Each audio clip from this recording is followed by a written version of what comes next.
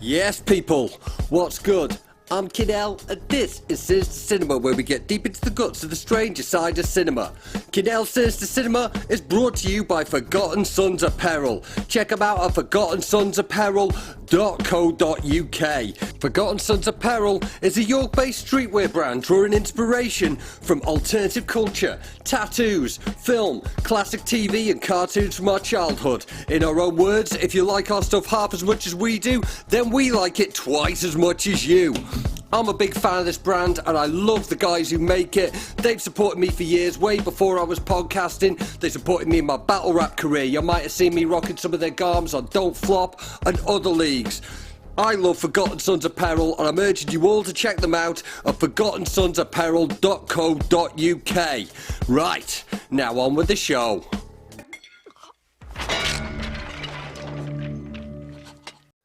Yo, what's good? Okay, as you can see, I am alone in the studio today, no guest. Well, we do have a guest, but today's episode is going to be an audio-only thing. I don't want to be like doing some like Zoom calls and flipping Blue Yetis and all that kind of thing, so I'd rather do it as audio-only because I'm going to be speaking to my good friend Kelly Betz over in Missouri. I had to change the plans that I wanted to do originally for this week because in news of Brue Willis's retirement, I really wanted to get in deep with his career, and he's a good friend of mine who knows a lot about it, so we're going to be doing an audio-only thing this week.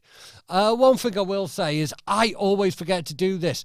Do them YouTube things, the likes, the subscribe, notification bell, the comments, all them things, because they all help us. We seem to be doing a lot better on the audio channel, so big up everyone who's listening on Spotify, Apple Podcasts, all of them ones. Like, if you feel like leaving us a review there, that all helps us apparently. There seems to be a lot more of you listening on the audio platforms, so big up there. But yeah, I could do with pushing the YouTube because this studio isn't fucking free. So yeah, all of them ones. Anyway, here's my conversation with Kelly Betz. Big up. Peace. Okay, cool. Yes, Kelly Betz. Hey. Good to see you, man. Good to see you. Good friend of mine, this. Love this dude. Flipping. Done a lot of creative things with him. We'll continue to do so in the future. And today we're going to be celebrating the career of Brue Willis. Like I say, he's been retiring recently. We're going to get a bit into that. Like, we'll maybe get into that because it's kind of a negative stuff. We'll maybe get that out the way first, but we'll have a chat about it. The reason is I wanted to get my boy Kelly Betz on is because I wanted to do this, and I thought, like, obviously, normally it's a studio podcast, so I'm kind of bringing my mates in, people who are local, but it was more of I wanted to put some feelers out and find the best man for the job, like someone who has a real appreciation for the man in his career, and I put the feelers out, and that's how this is happening now. So, yes, how are you feeling, La? I'm great. I'm happy to have an excuse to talk about this shit. I love talking about movies. Movies are my heart, you know, and if they weren't so damn expensive to make, it'd probably be what I was doing if it wasn't for music. Just a little bit about me, not that it really is proper accolades to discuss this shit because I'm so far from Hollywood, but my closest friend from childhood became a independent filmmaker, and he's made 3 films. He's gotten into the New York International Film and Movie Festival, and I've helped him here and there. And we started making shorts together before I was. That? His name's Harry Crinline.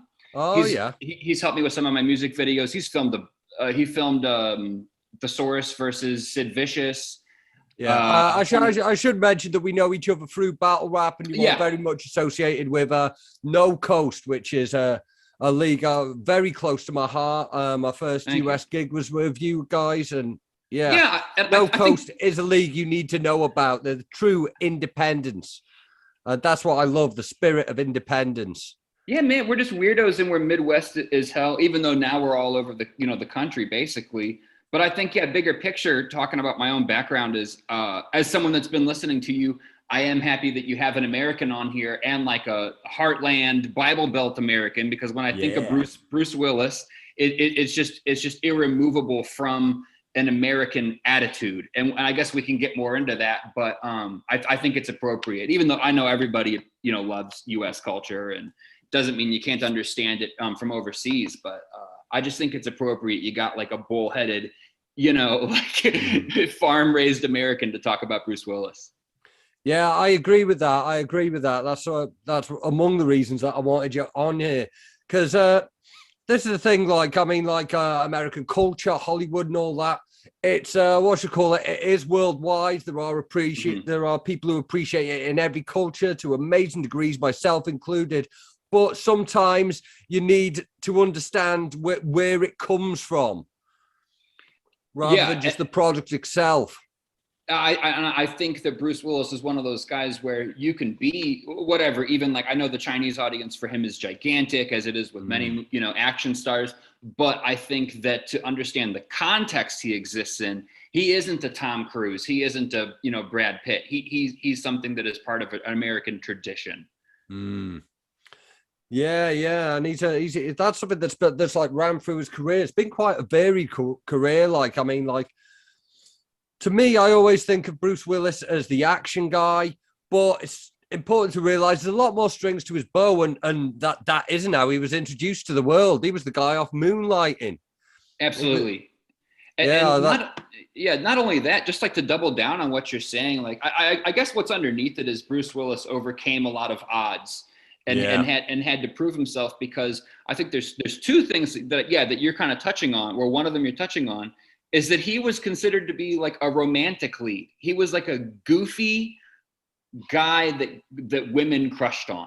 And that's why when you watch Die Hard, the stewardess is like randomly like wanting to fuck him, just for no reason. He doesn't even say he doesn't even say a line. She's just like swooning.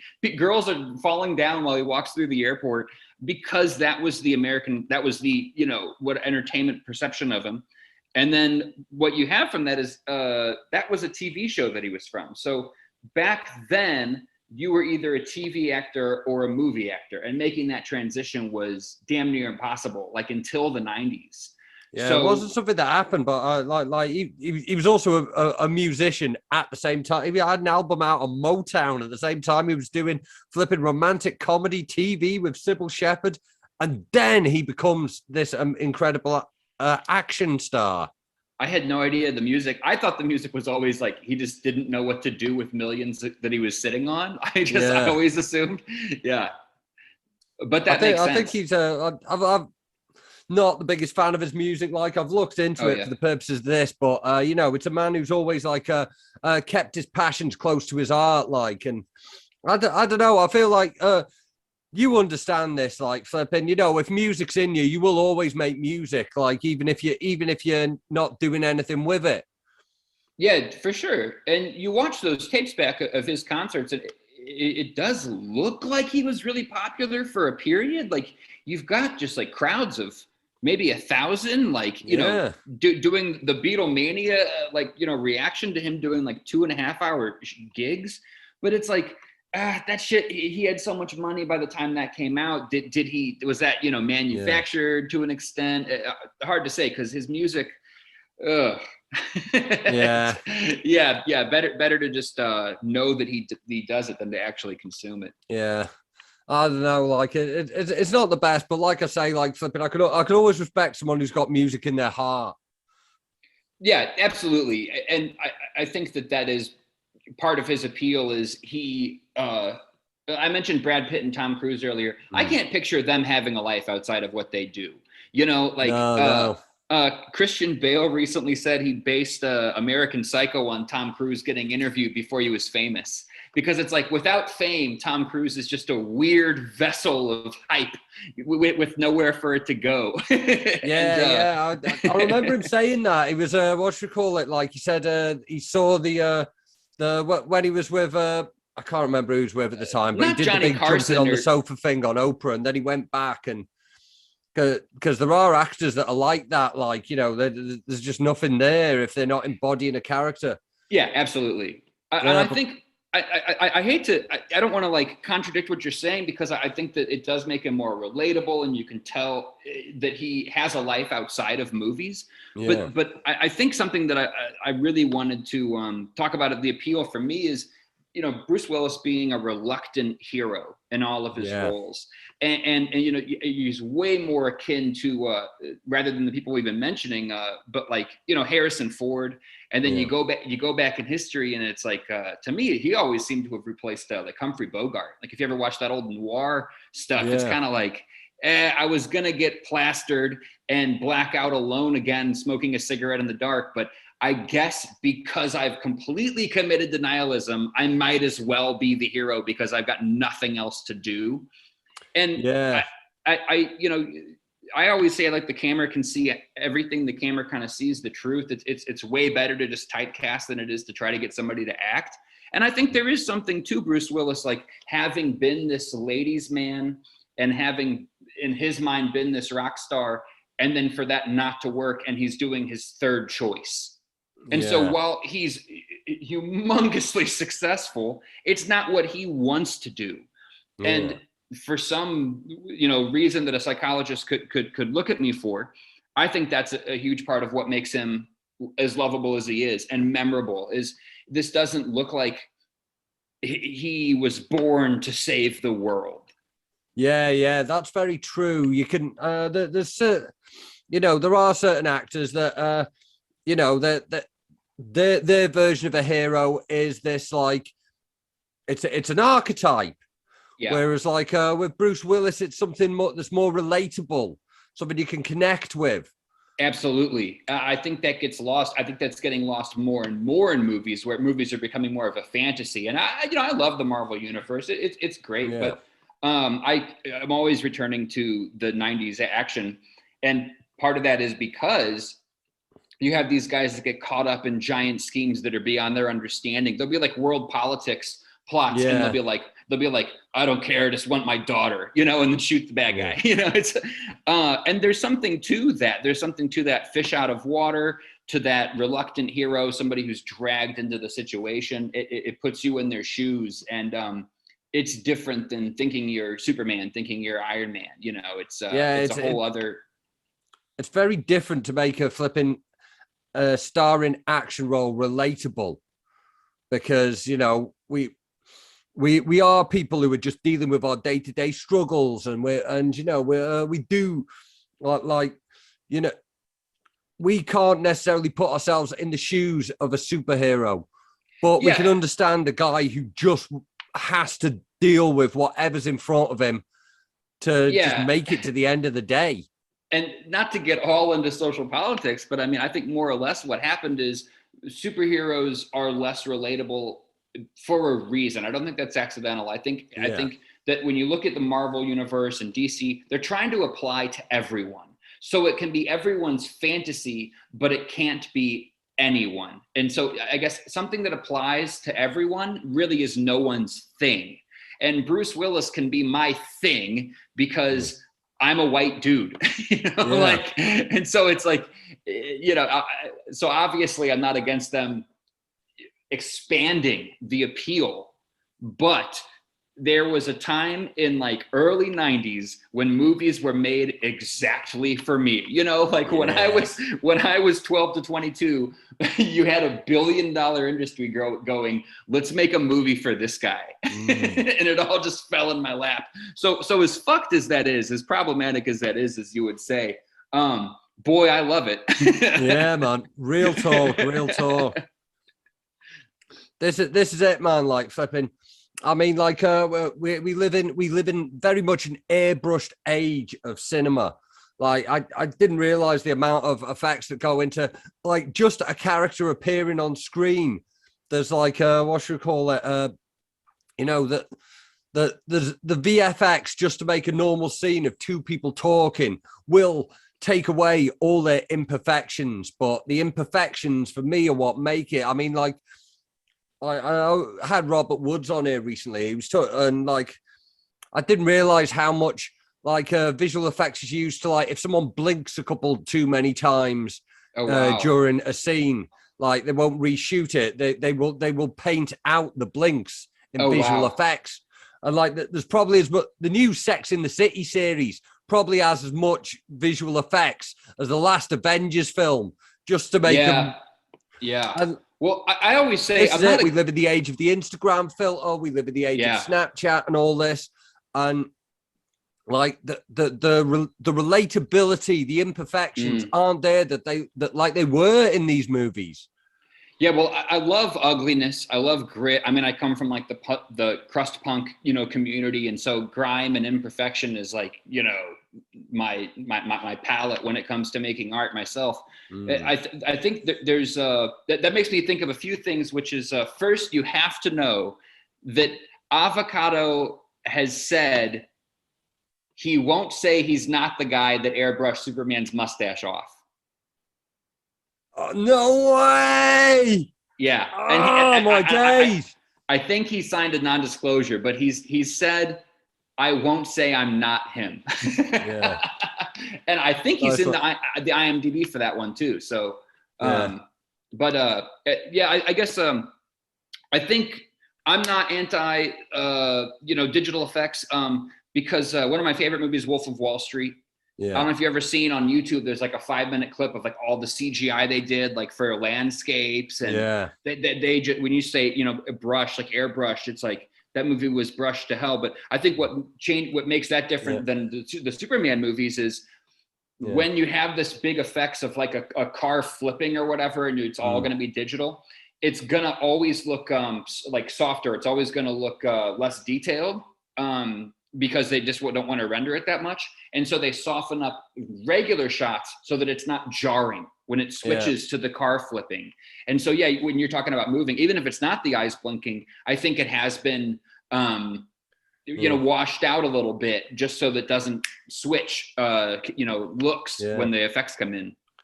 And obviously with everything being filmed digitally nowadays, there's that element that it can only, the digital, anything shot digitally can only be as good as the original pixel rate, whereas like anything something shot on film, it's celluloid, it's light, and whenever a new technology comes along, it can always be upscaled to that if you have the original negatives or original film stock. Whereas like something filmed in digital, that's as good as it can ever be. I mean, like I think like what was it, Tron Legacy was only filmed in 1080p.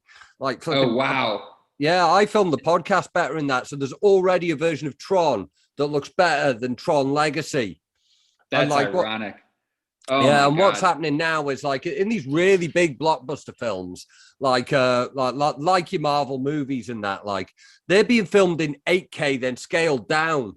So like, as bandwidth increases and we get to the point where 8K streaming is possible, and like new forms of like physical media players come that will allow 8K, they'll release better looking versions of those films. But most films that aren't operating on that level, like, could only look as good as they've been made. Well, I think something that I always enjoyed about stuff being made on film is that film itself is so damn expensive that when they say action, you better nail it, or everybody's going to be staring at you. If you don't kill it, it's going to be weird. And I always heard, one of my favorite movies is Reanimator. And I'd heard they had so little money. I assumed you'd love that picture, but they had so little money that they did it all in one take. And they just practiced for like a month before they hired all theater people. And so it was all theater actors, and like that they put all the prep into the rehearsal time, like so they were just nailing it. And like Barbara Crampton's in it.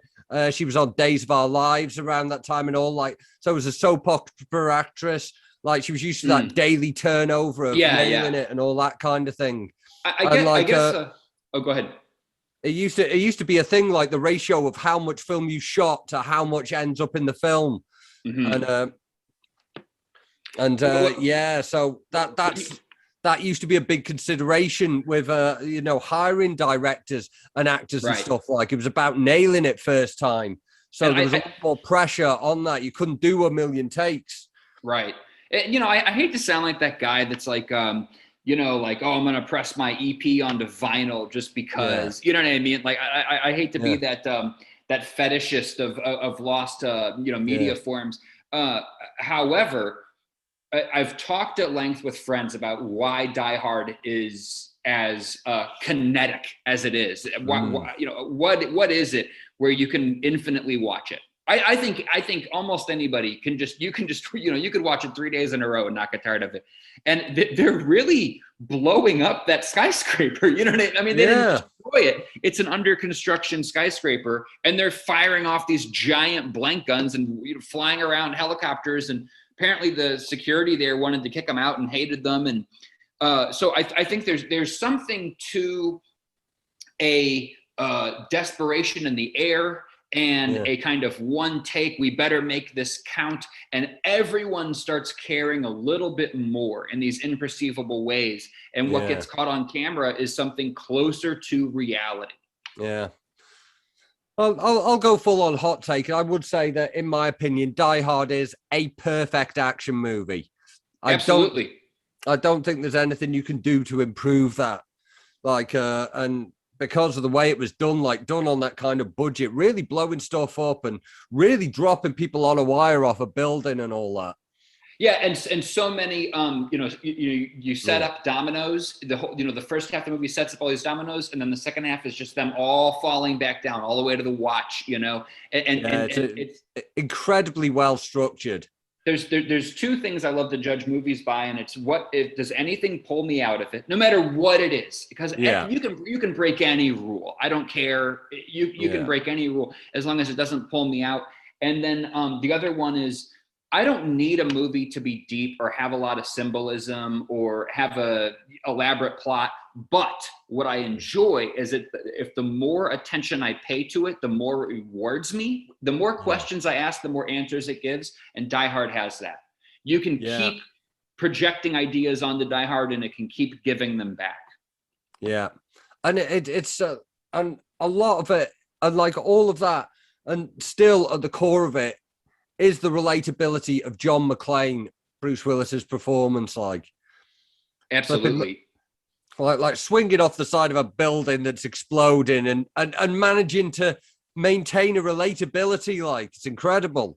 Yeah, I think that's because it slowly climbs there. And I always just love that he isn't, he doesn't have everything he needs. He doesn't have his shoes. This sucks for him. The bullets count, he gets he's just having a shit day. Yeah, and everything is a huge deal. And so it's not these, now I love Schwarzenegger, but, he always was invincible, and, he could lift a house off of a kid if he wanted to in one of these movies. The likes of him were the superheroes of their day, really. Yeah, and the thing is that, the Last Action Hero is back on Netflix, and I don't need to watch it because I already have it memorized from being a child. But I remember in that he gets shot, and there's a joke about it's just a flesh wound, as if you can just get shot and keep living your day,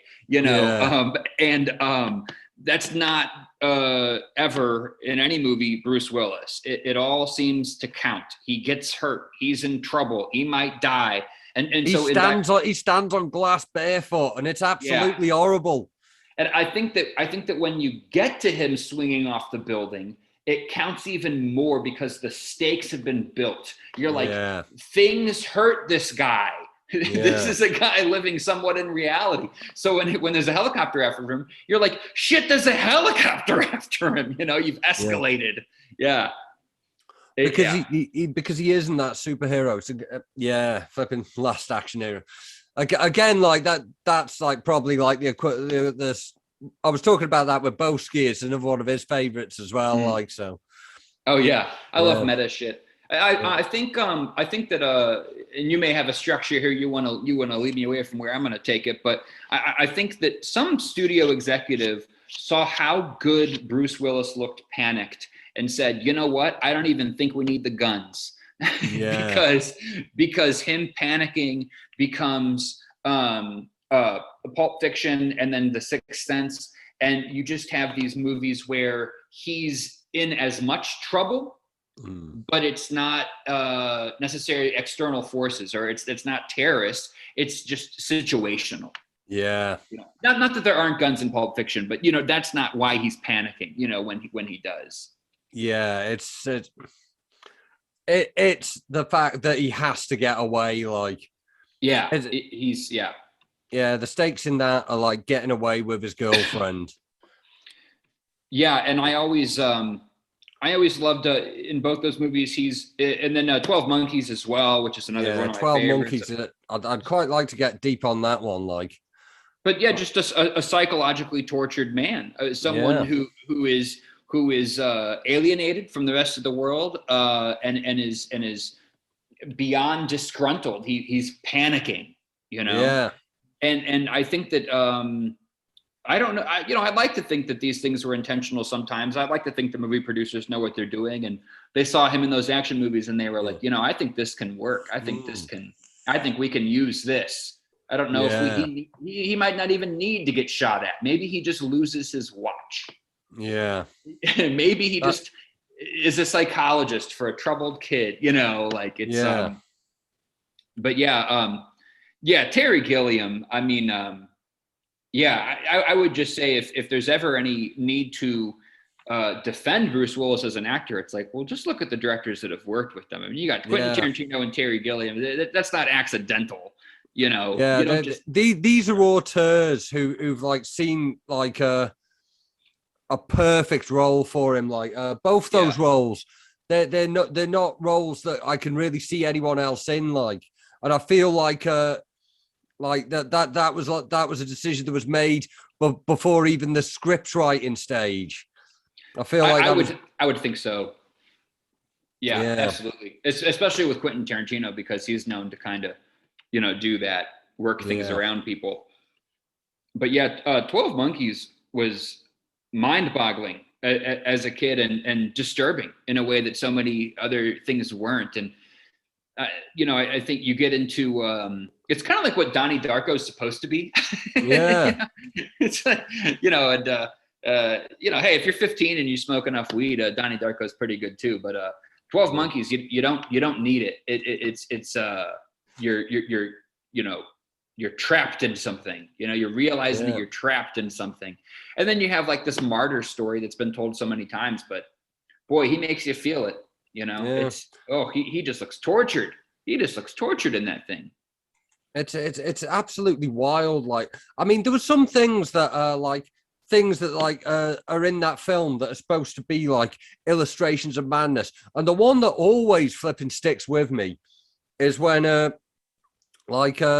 they discuss, like, they're trying to figure out how the whole time travel thing happened. Is Brad Pitt goes, presumably the reason they know about the army of the 12 monkeys is because they've created a mental map of like my brain and figured out everything I could possibly think, and then ran it through a probability matrix and all that. And at the time, that was just like, just some insane shit. But that's Facebook ads. That's how the targeting marketing works with us every day. Like, flipping, it happens all the time. Like, you can just think of something and you'll see an advert for it later on a social media platform today, because that crazy thing he said in that movie actually happened. Yeah, I actually, with 12 Monkeys relating, when we were on lockdown, I went for a walk downtown through the city, and I came back and I made a GIF of the city with like the lions and the bears, like walking through the abandoned city from 12 Monkeys. Cause I was like, this is the vibe. Man. All right, we might be here. It brought me to that place mentally. And when you look at how old that movie is, it shouldn't be as relatable still, especially because it involved technology and a peek at the future. But it's like, oh no, it's, seems pretty universal so far. Yeah, more relatable. I mean, like recently did some stuff with BBC Click recently, which is a BBC technology news program. And there's some guys that have developed this AI program that reads the brainwaves of people while they're freestyling. Oh, I think they had something like that, a while ago. Like one of the Project Blowed guys did something like that. But I mean, that would have been 10 years ago at least. So I'm sure it's different technology. Yeah, it's a thing that LJ Richards got, and she came to she interviewed me for that to talk about. And like, they're going to be like effectively building like sort of mental maps of how freestylers interpret information in front of them and like convert it into bars and the process Whoa. because it's different in it. Like any set of stimulus, be it a bar or just a t-shirt that someone's wearing, flipping, if you show it to 100 different freestylers, you'll get 100 different bars. So yeah. I'm one with the penchant for explaining things. And when people ask me how I freestyle, I've always been at a loss. I can explain a target rhyme, and I can explain pick a topic, but it's like, and yeah, I don't know, like think fast. It's about as far as I can get. It's like think really fast. Do it for about 10 years, and you might be okay.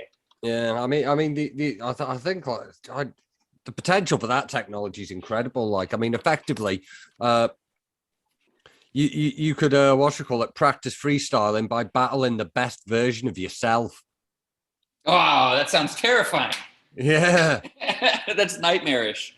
Like imagine if they put it into a computer game or something, because then you'd have like some 13-year-old kid from Twitch who's like flipping finishes school, and then he goes on Twitch and he like turns on his Xbox and he like freestyle battles a 10 out of 10 Sharon for 8 hours.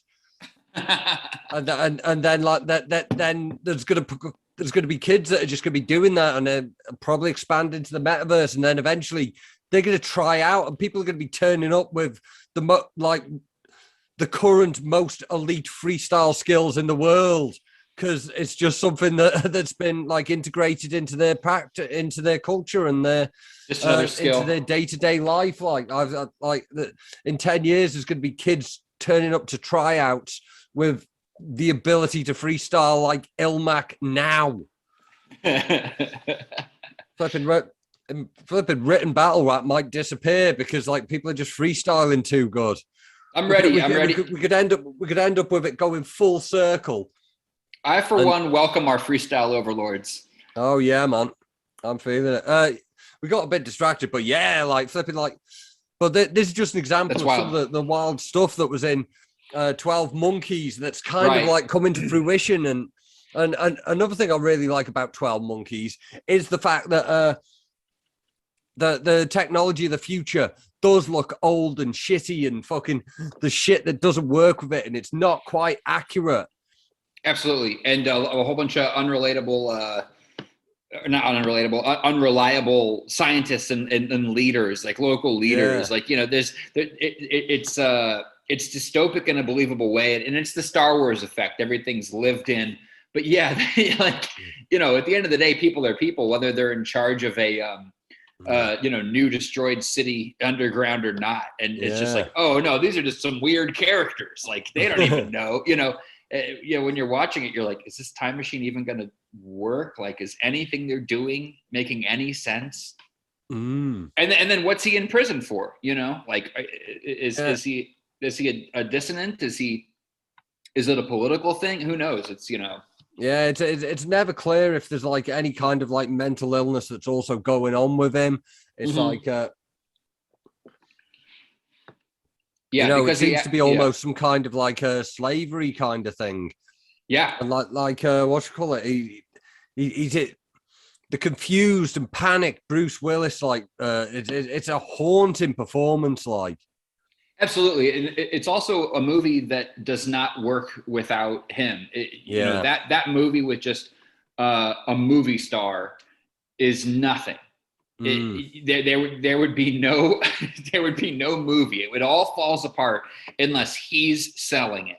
Unless you really believe that he is so desperate and so confused, that he's willing to just go along with this plot. And that's the great thing is it's like Brue Willis in that movie is like Terry Gilliam's least he's like Terry Gilliam's biggest hater. Like as the plot goes on, your central character is going, this is fucking nonsense. Like make this stop. I hate this. So like I always love that kind of inside out criticism of itself. I know that Terry Gilliam he was getting in trouble for depicting the Queen and royalty over in London way back in like the early 70s. And so outsider from day, like, but a successful outsider because of being amazing at what he does. Right. And so completely always unique. Yeah, I think it's painting a picture of how it feels to be controlled by any political system. Not to get too into that, but people argue about what 12 Monkeys is about, and I would say fate and political rule, fate and having power, somebody having power over you. Because there are these maniacs in eternal charge. problems. These are eternal struggles that are just affecting our day-to-day lives today, and will continue to do so. Yeah, good point. Unlike Monty Python, which everyone loves to say that they are obsessed with, but I don't believe it. That shit is parodying like commercials that aired on public access in London in '76. It's like, I don't buy it, man. You don't get it. I know, like it was like in very much in the repeat era of when I was growing up. But when I was growing up, there was 4 TV channels, man. Yeah. And like nothing else on it was like Monty Python. Yeah, I mean, Monty Python, when it's on, when it isn't parodying something that's been lost in time, is brilliant when it's brilliant. But it also just has some real stinker skits in there. And I think like the first time I ever saw it called out was like Family Guy, when they had something about watching the 75% of Monty Python that isn't good.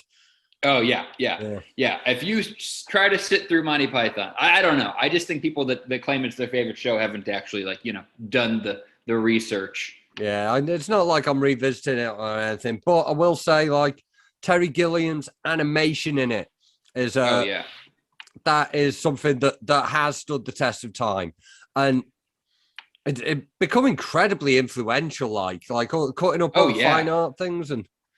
And I think people throw this term out a lot, but I say this as a punk rocker of 20 years. I think that animation is very punk rock, because it's like it's fun and it's reckless and it's violent and sexual, and there's just no containing it, and it's just it's there to push your eyes in, and especially at the time, I can't imagine how brash it would have seemed watching that on TV in the 70s. It's crazy. Yeah.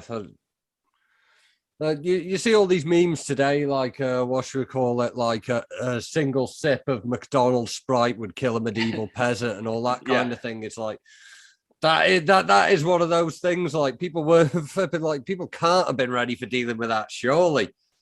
Yeah, it must have just been entirely overwhelming. Yeah, because it still looks pretty. The tone of it is still pretty modern. It almost exists in like a modern meme tone. Yeah, because it's just like a gag every 2 seconds.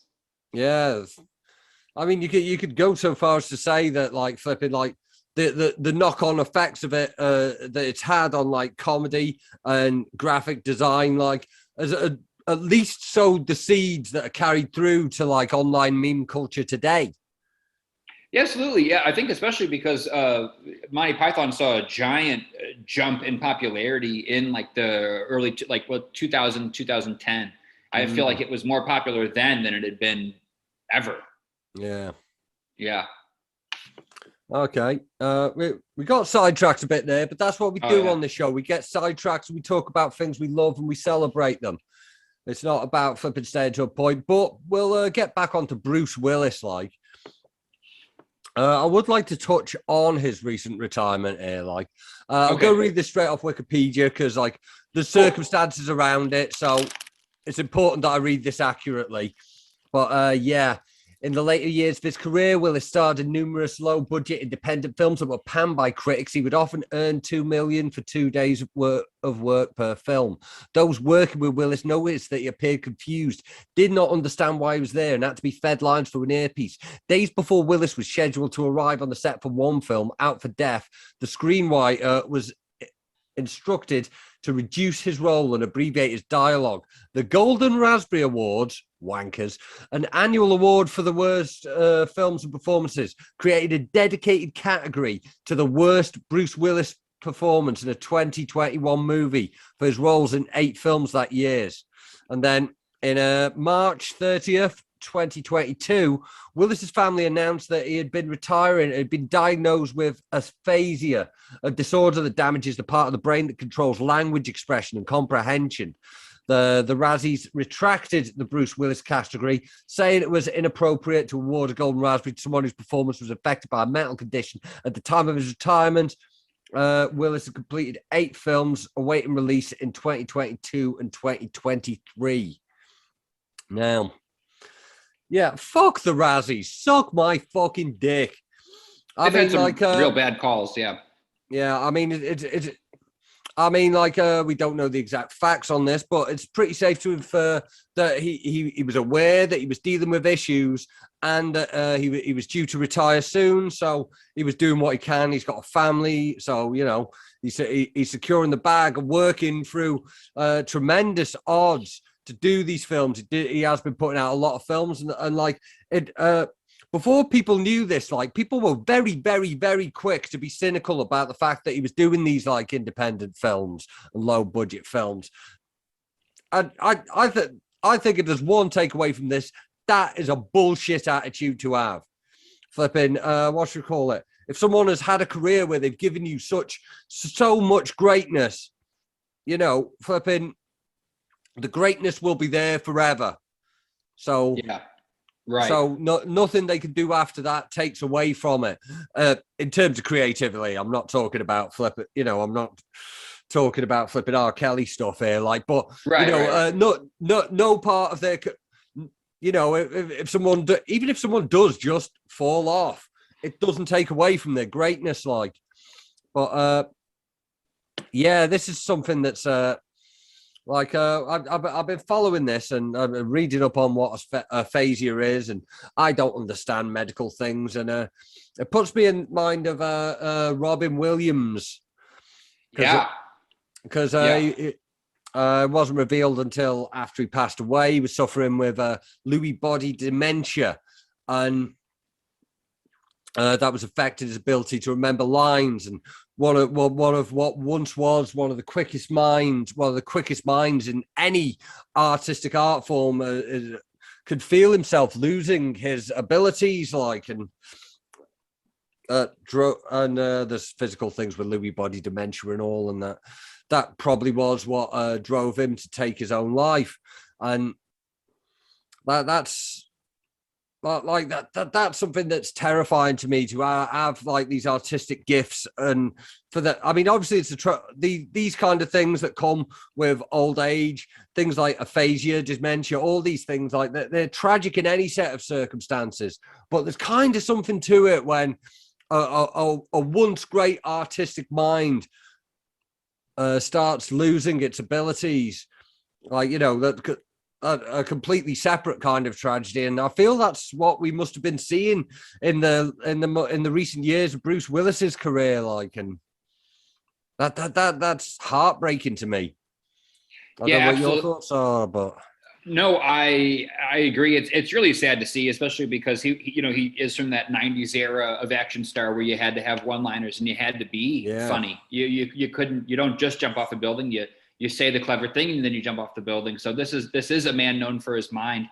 I just hope that this isn't some kind of situation where anybody was taking advantage in any way. You just hope that people around him had his best interest, especially because I know there was a direct quote of, you know, somebody on set said that Bruce looked at him and said, I don't know why I'm here. And so you really hope that he wasn't being asked to do things he didn't want to do, because you get pretty gross morally there.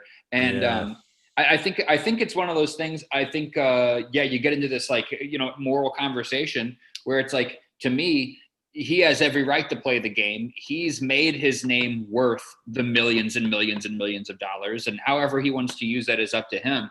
But it definitely makes me just hate Hollywood even more, that you have an entire corner of the industry that would churn these things out with no artistic merit. And then also, like, who are these fans that are paying so little attention that they're like, that they're renting these things, that they're spending money on? Where's the money even come from? And I almost wonder if it's a scam, not even on fans, but if these are being sold to distribution before they're made in a manipulative way to Asian markets. Because I know that something that happens is you tie in a big name and then you tell a distributor in China, maybe say, hey, I have a Bruce Willis movie coming out, and they don't distribute a lot of movies, and they just think they got their big break. So they throw you money at it. You spend half that money on making the movie, and then you make it for nothing, and then everybody pockets the rest of it. So it's almost a scam on these giant, Asian distributor markets that are now just, huge. So I guess what I'm saying is there's concerns like, from the bottom all the way up. Yeah. Somebody's scamming somebody because these things have no worth. You can only hope. I haven't seen a lot of these films, so I don't want to say that they haven't got any worth. But because probably some of them are going to be flipping right up my street. I'm probably going to enjoy them. They're getting on for 2 days worth of work, and just try to get everything done in 2 days. I'm wondering if it's going to be like when Snoop Dogg was doing a lot of films, and he generally only be there for 1 day on set, and he wouldn't be on there the same time as people. So there was a lot of Snoop Dogg's face getting superimposed onto a body double, and most of his shots would be things like I watched Urban Menace again recently. Oh yeah, from Albert Pune, and nearly every shot in that is just either everyone who's having a conversation with him, he's standing next to a blank wall, and the other person isn't in the shot. Or there's lots of stuff where he's just peering around a corner, or looking at someone from a distance, or looking through a scope or something. Yeah, and it's Albert Pune did a lot of those kind of things. He's one of my favorite directors, but unquestionably, a hack. And what he do is okay, I've got this guy for 1 day. How can I incorporate it? So I'm wondering if some of these films are doing that kind of thing. We can get 2 days of Bruce Willis. What can we do to make a Bruce Willis film? Yeah, I just think it's strange that they didn't do what they used to do back in the day, which is, he makes a cameo, but then you top bill him. It seems like he actually is the star of these movies. I don't know if that's because you need trailers now for this to work, or I have no idea. Yeah, that's the thing. What should we call it? In the 80s and 90s, all you really needed was a really good VHS box cover for Blockbuster. Sure, great multi. Yeah, flipping. I've only just noticed that one. Oh yeah, and I've heard, Canon would make movie posters and then sell movies as if they were made before the movie was made. Really, it was just a poster, and they would be at conventions and finding distributors. And similar to the scam with the Chinese markets, I was just saying, they're saying, here's this movie. Really, there's no movie yet, and then they buy it, and then they use that money to make the movie. Yeah, that's it. I think Full Moon Productions was quite known for that. Sure. Huge respect to Full Moon. I remember, I think it was Stuart Gordon, went into Charles Band's office and saw the poster for Castle Freak. And Stuart Gordon goes, "Oh, that looks good. What's that?" He goes, "It's a poster. Do you want to make the film?" He goes, "Here's the money. Flipping, I've got a castle you can use, funnily enough, because I've just bought one in Italy. Oh. So you can do it there, and it's got to be a film. It's got to have a castle, and it's got to have a freak." This is getting off track again, but something I've come to terms with is I used to get so pissed that those movies, especially Canon, were never as good. They were never as good as the posters, and also when it came to you'd see these action figures. It's a Todd McFarlane toy, especially, or even cornier stuff like Ninja Turtles. And then you're okay, so let's check out that episode. And it's they made it in 4 days, or the voices aren't matching up right. Clearly not much care going into it. And so I spent some time as a young adult being really disgruntled about that and feeling like I'd been cheated. And now, I've lived a little bit, and I'm just you know what? Those are some badass toys. Those are some badass posters. I'm going to spend some time on Instagram just looking at VHS covers. Damn, just look at this art. That's it. That's all I need. I've accepted it. That movie doesn't exist. It's just in my head. Let's stare at this cover. Let's stare at this toy, Yeah. Fuck it. they're the artworks themselves. But like, as you say, like, because you only had to sell the VHS cover then, like now it's different. Like, so Yeah. Yeah, there's more to make going a on. Bruce Willis film, you can't just put it in for 70. And also you've got the internet now. So right. If he's in the film for like like 2 seconds in a crowd shot or something, like before your film like hits any kind of like general release, someone on the internet is going to be saying, "Wait, he's barely in this." Right. That might be true as well. I have heard that these movies have manipulated scores. That when you go in, you see a lot of 1 star, 2 star, and then 10s. You know what I mean? Yeah. Like there's nothing in the middle, so it ends up with like a 4 or 5, even though nobody gave it that. Yeah, I'm gonna go out on a limb, and I've always distrusted everything, but I think that somebody's scamming somebody here. Yeah, and I hope Bruce is in on it. In a way that makes sense for him. Where it was worth the money. Seems like it would be. I mean, you work 2 days, you get $2 million. Doesn't seem like it's torture, but I don't know. So, I mean, like he did like 8 films. So if he's got 8 films due to drop, like, so like flipping, that's like 16 days worth for 2 years worth of output. Yeah, and I wonder if people are going to see the ones coming up, knowing what's going on. I wonder if that discredits them, in some way. Or are the people watching these, are they paying any attention? I don't know. It's like, who are these people? And maybe they are aware. Maybe they are people that just like cheap movies. I don't know. I always do, man. Flipping even in later years, more recent stuff like flipping. There's a lot of stuff that a lot of people hate it's just right in my wheelhouse. Like, well, that's great. I mean, like it may well be that I'm going to inspect these films, knowing what they are and the circumstances that they were made, and I may well find something to enjoy in all of them.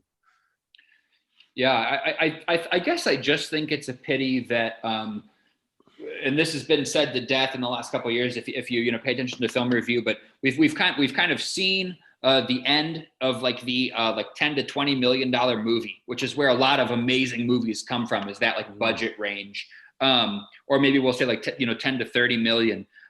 Which really isn't that much money. So it's like not a tiny independent movie, and it's not a blockbuster. It's just a decent. It's just a movie. And so now all you have is these made for nothing. We did it in 6 weeks.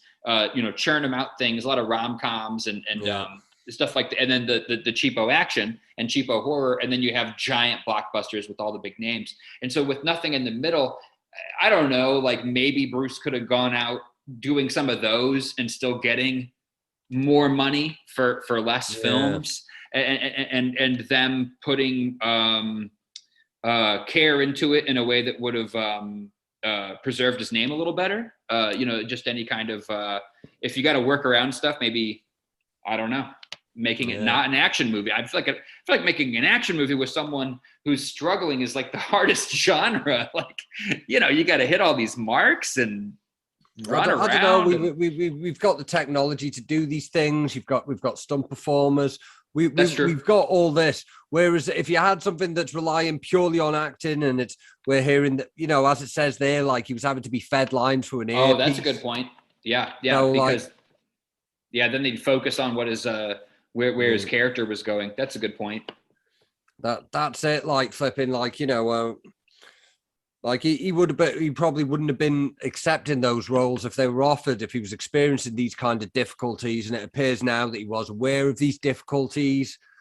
And again, the Robin Williams thing, he knew that he only had so long he could do it. So he did what he could to secure the bag. And like whether the people around him have his best interests at heart, we don't know. But we know that he's retiring now, and so that's why we're celebrating him today. So let's pull it back and let's celebrate some of his greatness. What's another example of a film that you really like from him?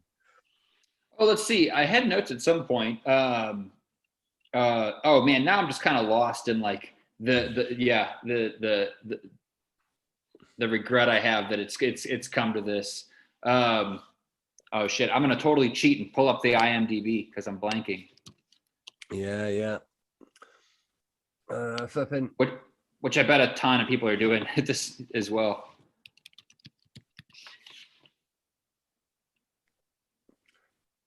Oh yeah, I'll tell you what I'll do. I've pulled up I've got a couple of interesting little Bruce Willis facts here before we got into it. Okay, cool. Okay, he had a severe stutter as a child, boring. He sported military fatigues and spiked hair to his Moonlight audition, where he ended up playing the romantic role. He suffered permanent hearing loss during the filming of Die Hard. Some of these are really boring. Yeah, I heard Die Hard was brutal, like to make for real. Yeah. When he was married to Demi Moore, he was married by Little Richard. Oh, weird. Yeah, in Las Vegas. That's so strange. Yeah. He seems like a weird guy. I guess I always think of the Kevin Smith stories about him. Yeah, very true. Like, he also put a $1 million bounty on Saddam Hussein and Osama bin Laden. Really? Yeah. I love that. Like he was like, he could have paid them both off 2 days' work, man. Yeah, that's true. He's like, I'll take care of this. I think I think the big the cult one we're missing. Well, I guess two that I could talk about is Live Free or Die Hard, which I think does great. I don't know if it needs to be a Die Hard movie, but oh boy, that's just fun time. But I think also another one that you have to take with a grain of salt is The Fifth Element, and I think people would get on to me. The Fifth Element rocks. Yeah, if I didn't bring that one up. I'm not taking that with any salt, man. Well, maybe salt, lime, and tequila I'm taking that with, because I love that film. You do? I think it didn't. I'll say this. When I watched it again last year, it's entertaining start to finish. And the like the tone of it, and just like the visual experience, and Bruce Willis is so likable in it. But I will say, and this is only because we gave so much respect to 12 Monkeys. Yeah. When I watched that as a teenager, when I watched Fifth Element as a teenager, it feels different than when I watch it now. But that may be one of those things where people just took elements of the movie and they made it their own. And so it's not any fault of the movie. It's just that things that we'd never seen before, now we've seen a bunch of times. And I think that, like, it almost, go ahead. Like sometimes it's hard to like appreciate how. So sometimes you can think you're looking at a cliche in a film, like, but you forget that something invented that cliche. Like someone just came up with that original idea that just worked so well that people kept doing it again. Absolutely. Yeah. It's like, it's how it is listening to a lot of bands. It's like, you put on the Stooges and you're like, okay, this sounds like, rock, punk rock. And it's like, no, but this was like 1970, it's like playing a teenager today, Public Enemy, like, yeah. Like flip it, like they don't get it, like, but it's like, you need this, this to happen so that this can happen and this can happen, this can happen and this can happen. Then that's what you get to what you like now, like. Absolutely, the starting point is the evolution. For sure. And so it's like, how much can you take your mind back to that place, and do you want to sit in a movie in that way? Do I want to sit and watch a movie and just need to remind myself when it was made over and over again, and so, yes and no. I'm not saying I'm against it. I'll definitely watch Fifth Element again because, the crazy thing I noticed too is that my memory of that movie was it being a sweeping epic.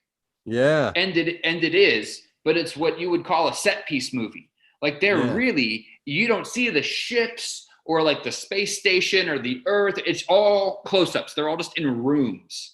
and then they'll just show like a matte painting for like a second, and then you go boom. And they do so good with the costume design and the sets that you just fill in the rest with your mind. Like, that's something that's particularly iconic. Like some of these, like if you look at some of like the bigger like so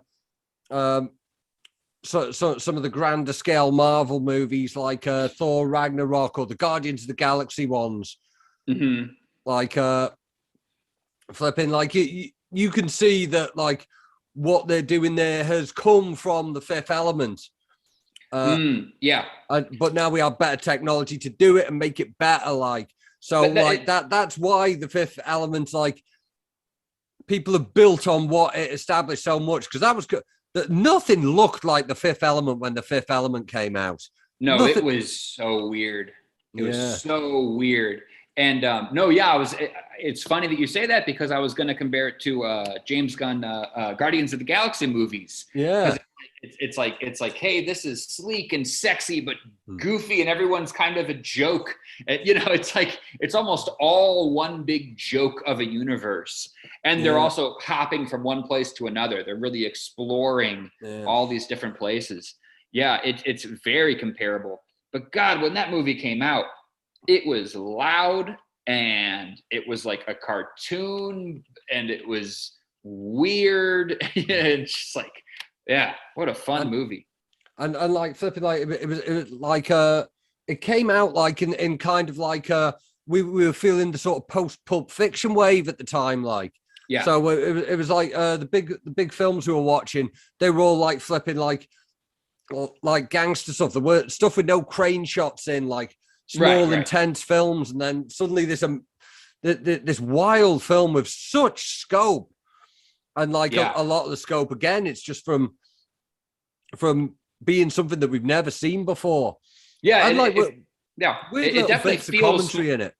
Yeah, it definitely feels smaller scale now. It's weird that you say it comes from the time of movies of grit, because what ended up becoming the more popular film is Leon the Professional, or maybe just The Professional. I think is one of them is the European name. I can't remember which is which, but.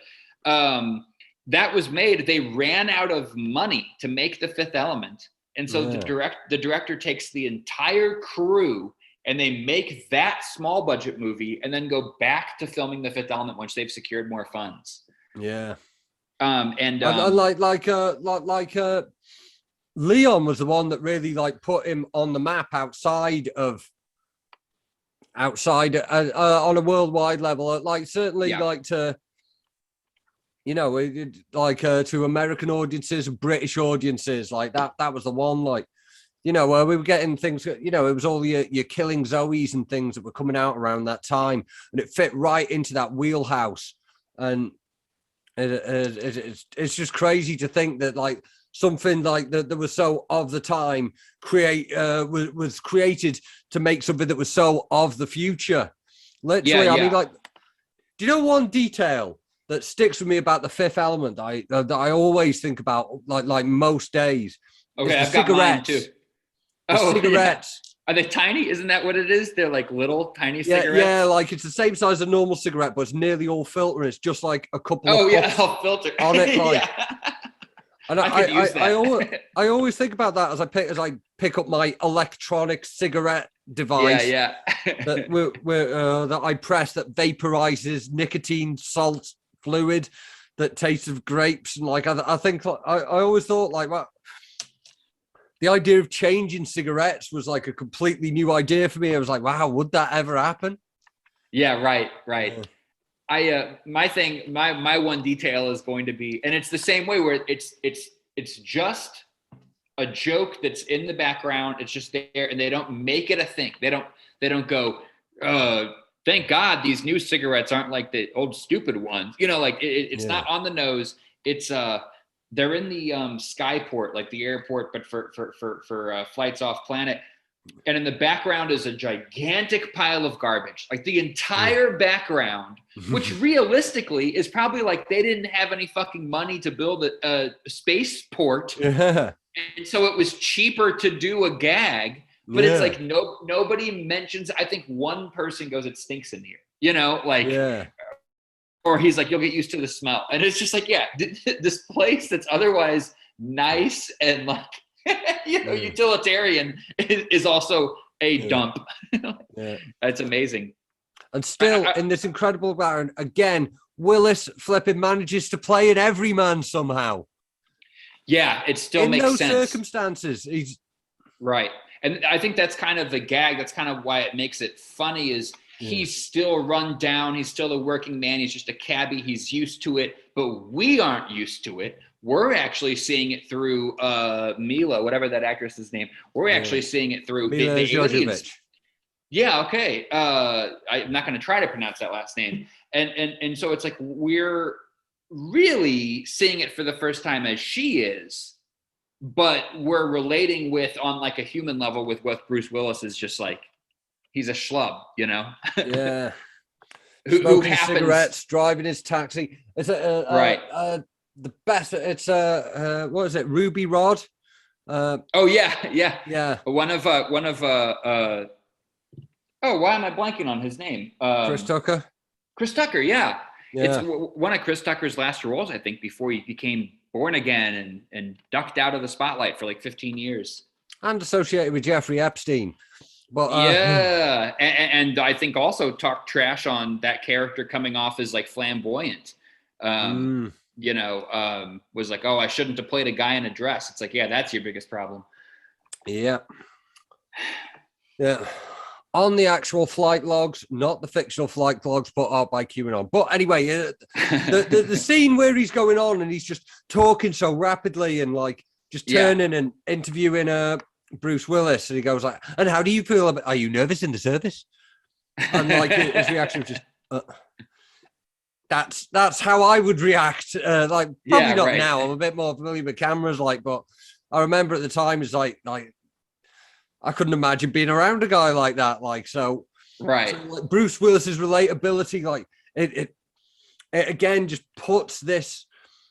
I mean, like they've effectively got that with like going back to Guardians of the Galaxy, like that's something that they picked up from there. Like Chris Pratt's character's got to be the relatable guy, like the flipping, like the insane, huge futuristic space opera, but still having a guy you can go, oh yeah, that's just a normal guy.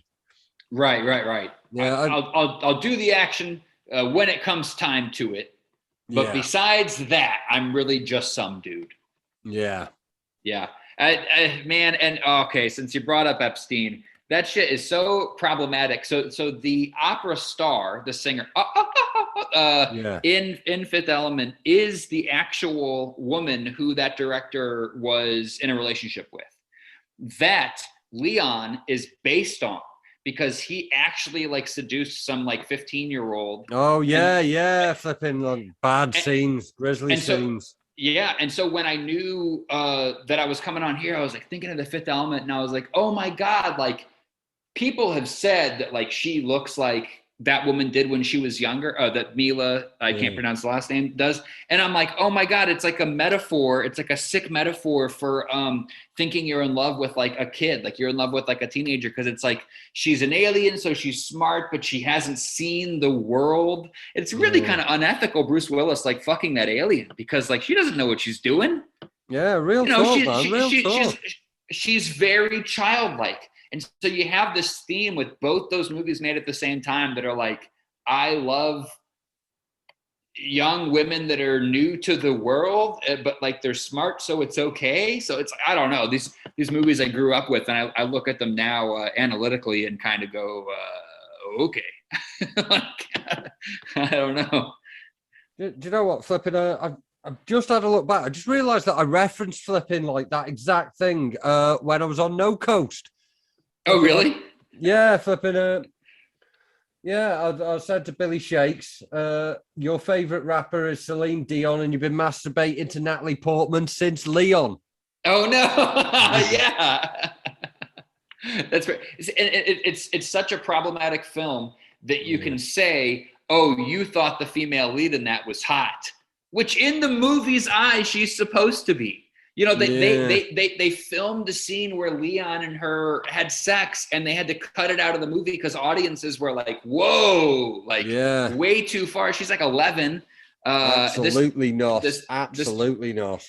Yeah, this director's so lost in his own hubris that he thinks that we're going to want to see that. Like, not only he's so gone, he thinks that not only it's okay, but we'll agree with it.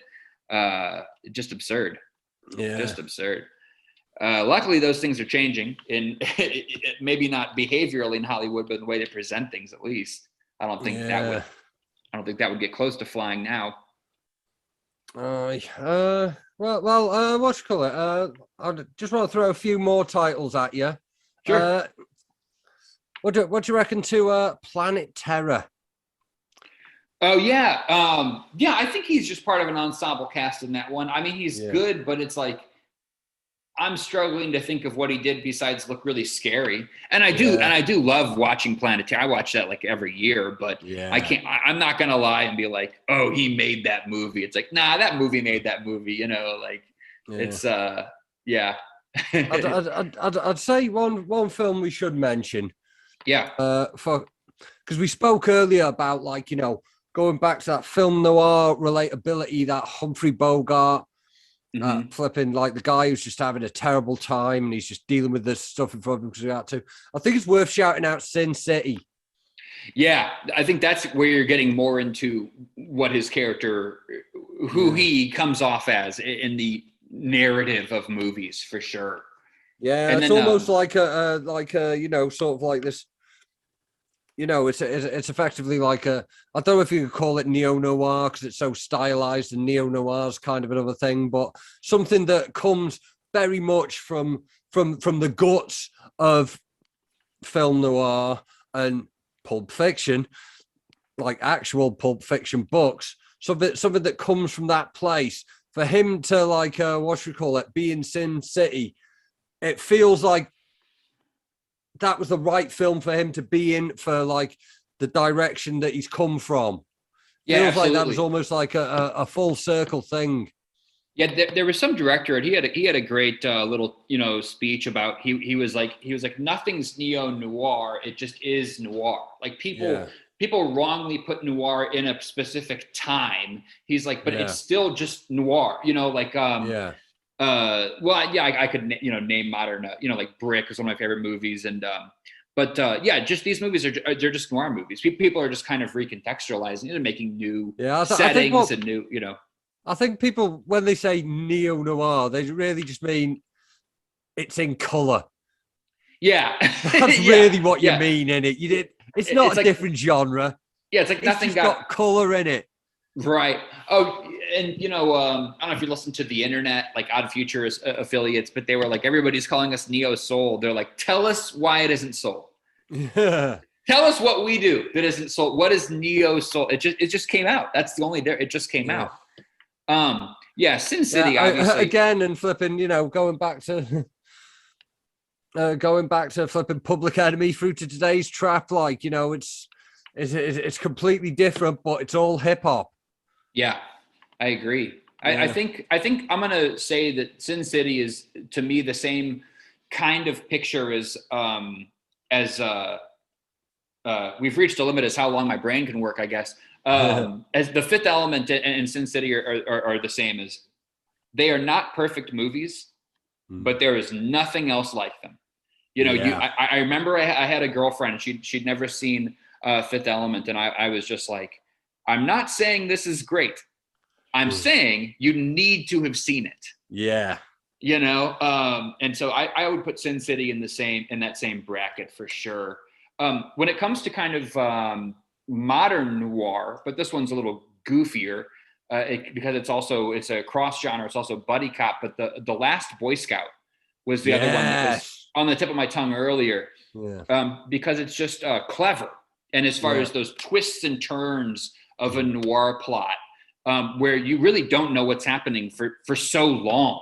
Yeah, it is a noir plot. It is a noir structure, but with ace action scenes in. Sweet. Yeah. And I think that it's a fun movie, and it is unshakably a buddy cop, wise ass and hard ass, right? But the crazy thing is, the first scene, they're like playing football in the rain, and then a guy shoots himself in the head is your opening. That's your opener. Credits roll. We're in the movie. And so it's like, look, this shit's dark. This is about a case we're not exactly gonna win. We just want to figure it out. You know, like, you know, there isn't necessarily like catching them before it's too late. It's where we got to get revenge because this dame's in trouble and he didn't deserve to go down like that. It just is grit, you know? Awesome. Yeah, it's such a cool movie. Yeah, that's one I need to rewatch. I haven't seen that in a minute, but I had a lot of love. Same. That's one I had on VHS tape that got played a lot. Yeah, to me, it was always one of those movies that I remember being so young and thinking like, this is weird. Like there's something I don't get. And then getting older and going, no, there was nothing to get. It's weird. Like, that's it. And you're supposed to feel off about it. Like, that's it. That's the movie. Yeah. Oh, incredible stuff. Okay. Well, I reckon we'll wrap it up there. And this has been a celebration of a great man. And flipping, I'm going to go back. I'm going to revisit a few of these films. And I'm going to check out a few deep cuts that I might not know about. Brue Willis, salute. Before we go, you have a new project out every week. So have you got anything specific you'd like to plug right now? I made an album that is a porno. Drumsticks up the arse. I swallowed guitar picks and then I shit them onto a guitar. No, it's amazing that's your idea of what a porno is. I just had to double down, go further than you went, I guess. Is right. Yeah, no, but I don't know how I'm gonna release it. So hit me up if you want to see that and / listen to it. And I just made a punk rock album. I'm gonna do some more punk rock. I'm gonna do more hyperpop. You into like glitchcore at all? Oh yeah. I'm familiar with some of that, man. Yeah, I think I'm gonna put out a series of like, just like glitched out, yelly pop stuff, you know, because I'll spit a verse over hyperpop. Get me on, Vote, man. Get me on. You should. Let's do it. Yeah. Yeah, man. I'll spit a verse over that, man. I'd like the challenge sick. Of like, I reckon hyperpop's like enough mechanical enough that I can get my flow working over it. Absolutely. Yeah. And you know, electronic stuff, you know, you got your background and that kind of, you know, elements as well. So that would make a lot of sense. It's if I can say one thing, you know, there's nothing better than hearing that like young people are listening to your music, these like, you know, like teenagers and kids in their early 20s, because I was born in 86, you know what I mean? So I'm not new to this. And somehow I have this like younger fan base now, and man, they're slowly realizing there's more than just the punk rock out there. And so trying to stay on top of it. And I love it myself. So I'm always here to make music for, you know, fans, make music for people to actually listen to. So. Cool. I'd certainly say people need to check out kellybetz.bandcamp.com. Thank you. And check out your YouTube channel, which is just Kelly Betz. And why not check out some battles on No Coast? So, yeah. Hell yeah. Okay, that's been brilliant. You've been a fantastic guest. It's been a great conversation. Kelly Betz, thank you very much. I'm Kinell. This is Sinister Cinema. Safe.